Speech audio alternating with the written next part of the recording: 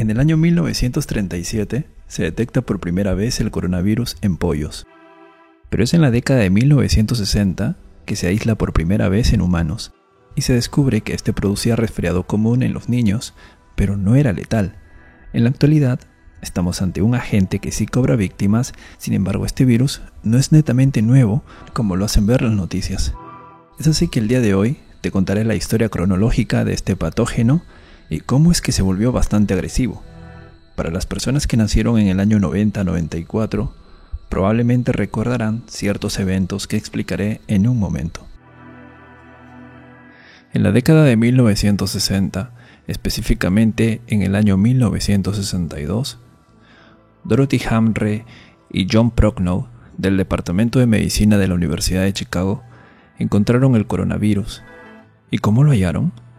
Resulta que era invierno y para esa fecha habían estudiantes de medicina enfermos. Es así que en el laboratorio estos estaban estudiando los efectos de los virus en los órganos. Para ese tiempo el virus más conocido o más común en producir resfrío era el rinovirus. Es así que tomando un poco de células de las fosas nasales de estos pacientes que estaban enfermos y a su vez inoculando estos en un pedacito de riñón humano, observaban cómo habían ciertos patrones de inflamación. La sorpresa ocurrió cuando en el invierno de 1962, al obtener las muestras de estos alumnos de medicina e inocularlas en el riñón de prueba, encontraron que la inflamación era diferente que el del rinovirus. Con eso ya había indicios de que un nuevo virus se había detectado. No se sabía el nombre, no se sabía lo que era, pero era algo del tracto respiratorio y se podía transmitir de humano a humano. Tras este hallazgo, en el año 1967, Almeida y Tyrrell logran tomarle foto con el microscopio electrónico. De esa forma se descubre por primera vez su estructura de corona. Lo que están viendo son las primeras fotos del coronavirus, que hasta ese momento no tenía nombre. Cabe resaltar que los microscopios convencionales no tienen la capacidad para ver el virus. En cambio, los electrónicos o microscopios de electrones sí los tienen. Bien, siguiendo con la historia, una vez descubierto el virus y con el pasar de los años, se identifican otros grupos de este virus. El gamma coronavirus, que ataca a aves grandes, mamíferos y marinos. El delta coronavirus, que solo ataca a aves. Y los más importantes, el alfa y beta coronavirus, que atacan ganado bovino, porcino, animales de compañía, murciélagos y, sobre todo, al ser humano. ¿Y cuál es el agente causal del que se habla en las noticias? Pues nada más y nada menos que el beta coronavirus, que como les había dicho, hace años no daba problema alguno, ya que era un resfriado común. Sin embargo, en este nuevo milenio, las cosas han cambiado totalmente. Es así que en el año 2002, como algunos recordarán, informaban mucho en las noticias sobre el fallecimiento de personas por neumonía atípica.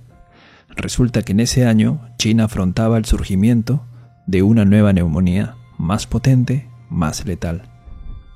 El origen de este evento fue Cantón, China, año 2002. Las personas infectadas fueron 8.098, de los cuales fallecieron el 9.5%. Sin embargo, el brote cerró en el 2004, cuando se pudo controlar la enfermedad. Muchos se preguntarán, ¿y por qué no fallecieron todos? La respuesta es simple, y es que depende mucho del sistema inmunológico de cada persona. El grupo de riesgo o los que llevan la peor parte son los diabéticos, ancianos, niños, personas con defensas bajas y enfermedades crónicas. Otra pregunta que se hace es, ¿y qué es una neumonía típica? Para comprender qué es una neumonía típica, primero hay que saber qué es la neumonía. Y una neumonía, en palabras sencillas, es una inflamación demostrada del tejido pulmonar. Es decir, una persona que tiene fiebre, tos con expectoraciones, a las justas puede hablar, tiene escalofríos, le duelen las costillas y respira rápidamente. Este es un cuadro típico o común de una neumonía por infección bacteriana, por ejemplo. Sin embargo, en el 2002 ese coronavirus producía síndrome respiratorio agudo severo, que en otras palabras serían los mismos síntomas que les acabo de comentar, pero que sea de manera más rápida. Y la persona se asfixia, no puede respirar, además se le suma dolores musculares y fiebres muy altas. Esto fue lo que salía en las noticias ahí por el año 2002-2003. Felizmente pudieron controlarlo, es decir, aislaron a las personas enfermas para que no contagien y les daban tratamiento esperando que se sanen. Sin embargo, hubo como 800 fallecidos. Bien, el siguiente evento ocurre en el 2012 y hasta el día de hoy sigue activo. Se trata del mismo virus, el beta coronavirus, pero esta vez en el Medio Oriente. Por tal razón, el diagnóstico es síndrome respiratorio severo asociado a Oriente Medio o Medio Oriente, que es la misma enfermedad que ocurrió en China en el 2002, solo que esta vez el lugar de origen fue Arabia Saudí, por la misma neumonía típica. Lo que sucede es que en este país no hay un control tan estricto como el que hizo China. Y los medios de comunicación, pues, ni lo han hecho notar, ¿no?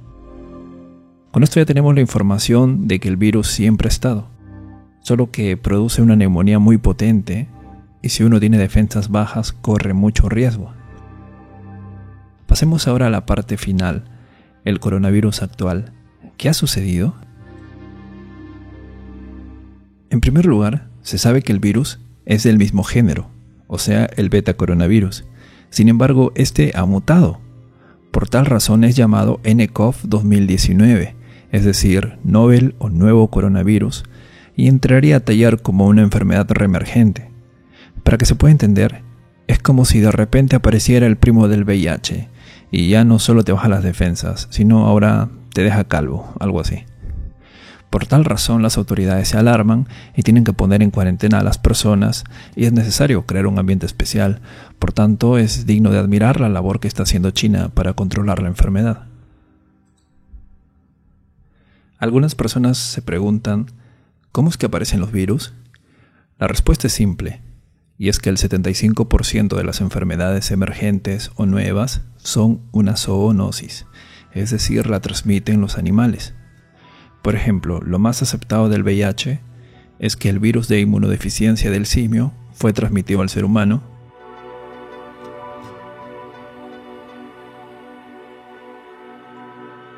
pudo acoplarse en este y a su vez mutó para ser transmitida solamente a otros humanos. Los virus no tienen vida, son estructuras proteicas que contienen ADN o ARN con la capacidad de alterar otras estructuras celulares. Para ello tiene que haber compatibilidad. Aún así, los virus pueden cambiar su composición constantemente debido al hospedador en el que se encuentran. Es por eso que todos los años, digamos, te da la gripe, salvo que genéticamente seas resistente a estos virus. También cabe resaltar que su tiempo de vida media en el ambiente es limitado. Y por otra parte, el coronavirus es termolábil, es decir, no sobrevive en el calor, tampoco sobrevive al alcohol, dado que su secuencia de ARN se destruye. Para finalizar, hablemos del nCoV.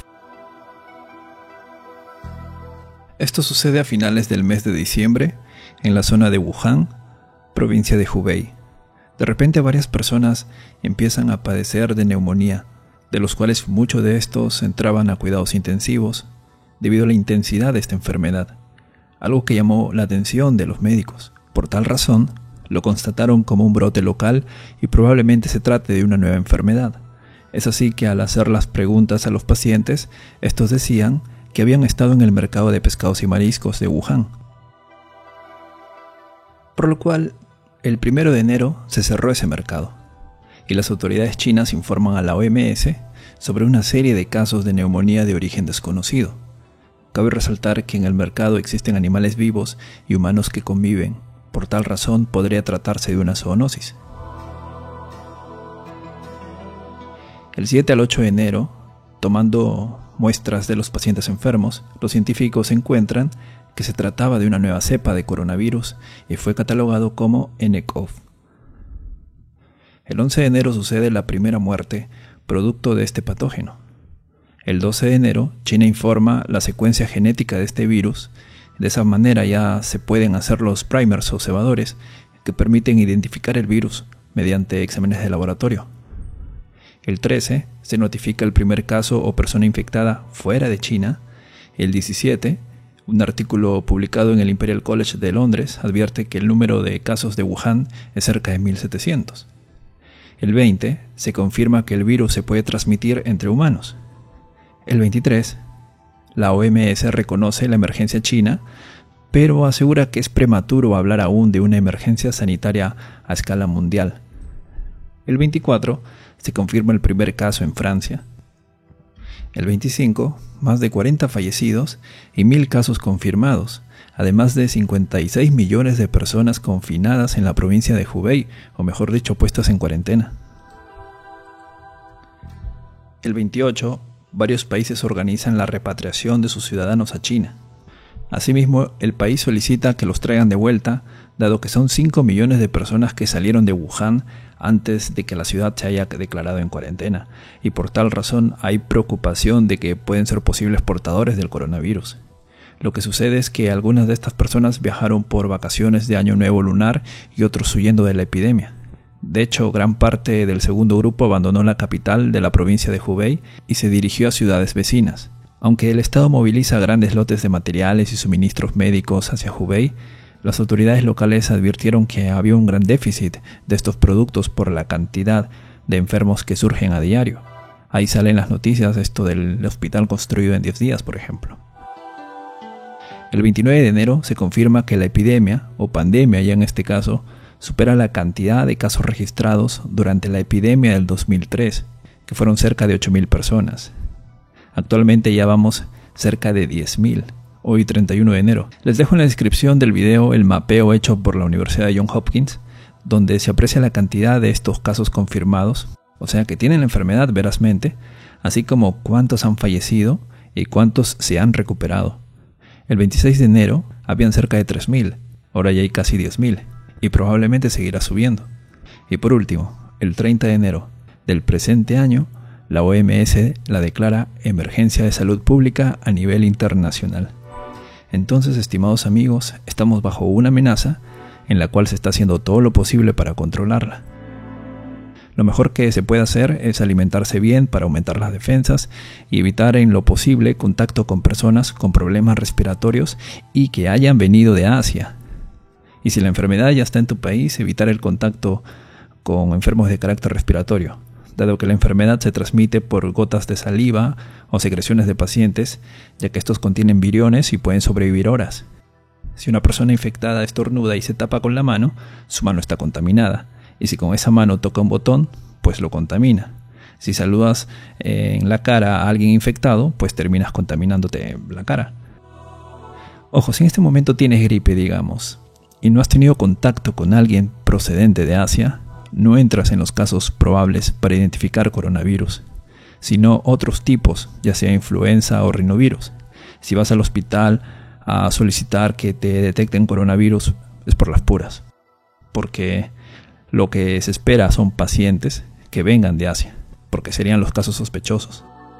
Espero que se entienda, y que hayan comprendido algo más con respecto a esta enfermedad. Mientras haya un control riguroso en cada país, la enfermedad no avanzará.